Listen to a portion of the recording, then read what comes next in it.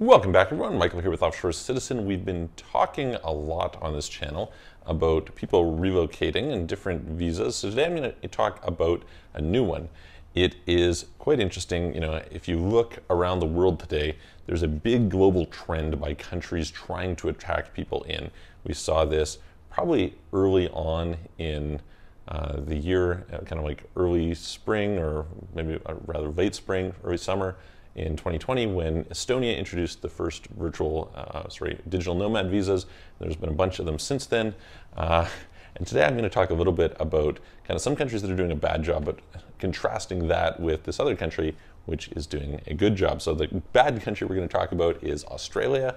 Disaster. I'll talk about what I had a friend, client, investor who sent me an article the other day talking about their supposed attempts. Laughable.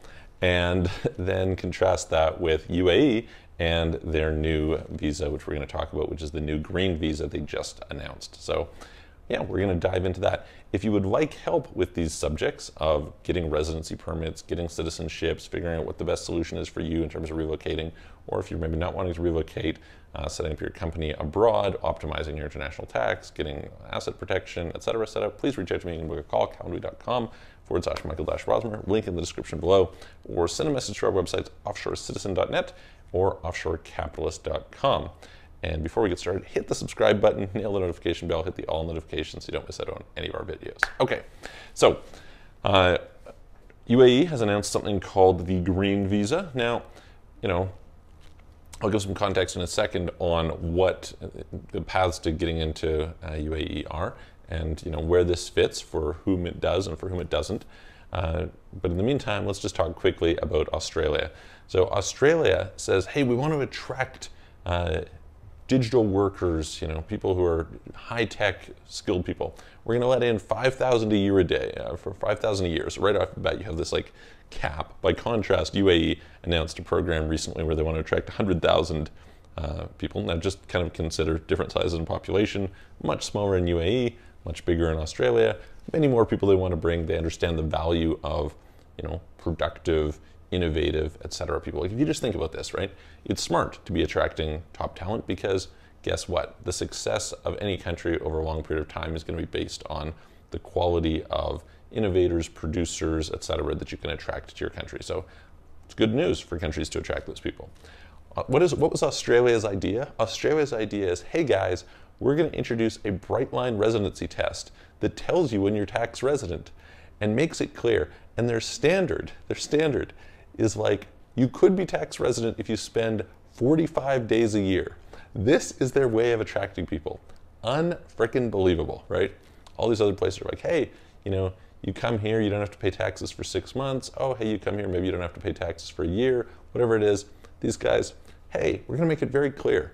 45 days, if you have these ties, you could be tax resident. Oh boy, terrible. So anyway, UAE doing a much better job. And so they've introduced this new visa. Now, just a little bit of background on what UAE has done in terms of getting into the country. It's been pretty easy historically. There's basically been two paths. One is the investor route, which you can do either by setting up a company or investing in property. The other is you can get a work permit. And they made it quite easy for companies to sponsor people. But the problem was they needed to sponsor them. They expanded this a little bit in kind of 2020, introducing the virtual worker program. And so that was a positive move. And now they're bringing in this other green visa. So what is this green visa?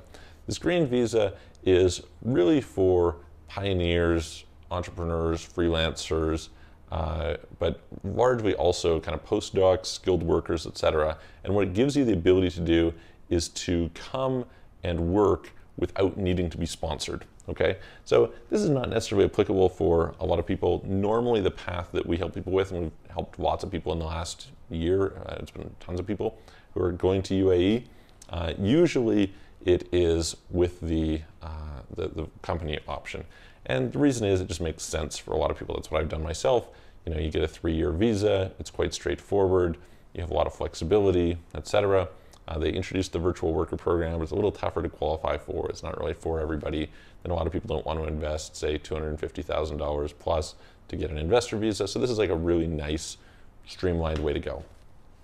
That being said, if you are somebody who is a worker who normally wouldn't set up a company, etc., you want to come and get a job, that's great.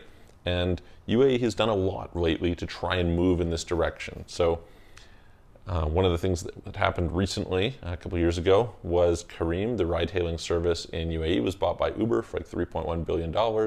That really has done a lot to attract VC attention to companies in the area, which hopefully is going to be good for building up the ecosystem there, which is cool. Like I said, they're trying to attract 100,000 skilled workers. That's awesome, right? And you've got lots of interesting people who are going to UAE attracted by it. So that's very cool.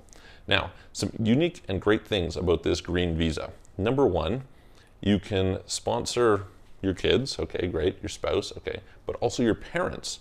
So that's quite cool. And very interestingly, you are able to sponsor your kids up to the age of 25. So this is a really common thing I see working with people from all over the world, is lots of parts of the world have this cutoff of age 18, and many parents have kids that are a little bit over that they'd like to bring in. And there's a lot of places where they don't have that flexibility. You look at programs in places like Turkey, right? You look at, residency programs in places like Bulgaria, etc. So having this age 25 and under is pretty great. On top of that, one of the things that's happened in UAE is UAE has had really like a pretty pragmatic view, a way that has worked pretty well for them, which is they made it really easy for people to come if those people are coming, what I would call to contribute, right? You're coming to invest, you're coming to work, you're welcome. It's easy to come. However, the moment that stops, you're out. Bye-bye, okay? And what this has meant is that people who lose their job have been kicked out of the country pretty quickly. Well, they've decided to extend it so that you can stay for 6 months if you lose your job, and that gives you a lot of time to find another job and continue onward. So they're very aware of the fact that because people feel as though they can't stay, they can't rely on the permanence of it, that they're not building a life there. And so that's one of the things they're really working on, is how do we get people to build lives in UAE, which is great, okay?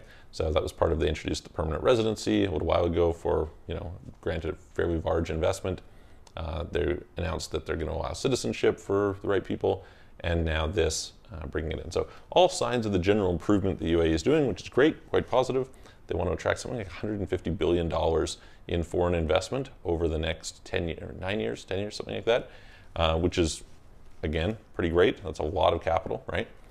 So yeah, we will see, but for some people, this green visa might be an option for you. Otherwise, again, the one that is pretty accessible for a lot of people and that almost all of our clients do is this one by forming a company, and it's pretty accessible. So if you'd like more information about that, or you'd like help with it, etc., please reach out to us. You can book a call with me, as I said, calendly.com/Michael-Rosmer, link in the description below, or send a message to our websites, offshorecitizen.net, offshorecapitalist.com. Follow me on Twitter, and I'm going to look forward to seeing you guys on the next video.